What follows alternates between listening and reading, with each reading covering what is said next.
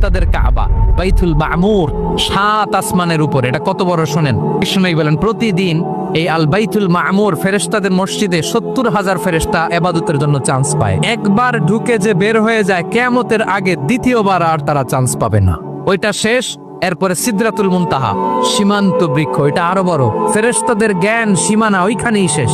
এর উপরে কি হয় ফেরেশতারা আর জানে না। সিদরাতুল মুনতাহার এরিয়া শেষ, এরপরে শুরু হয় আল্লাহুল মাহফুজ, কোরআনের বাড়ি। এটা মিন দুররাতিন বাইদা, সাদা ঝকঝকে ডায়মন্ড দিয়ে আল্লাহ বানাইছে। আমাদের সবার তাকদীর ভাগ্যলিপি ওইখানে লেখা। ওইটা শেষ, এরপরে শুরু হয় লা জামান লা মাকান এরিয়া। ওইখানে কোনো জামান নাই, মাকান নাই, no time no space area শুরু। ওইখানে কুরসি, যেখানে আল্লাহ পা রাখেন বা কুদরতি পা রাখেন।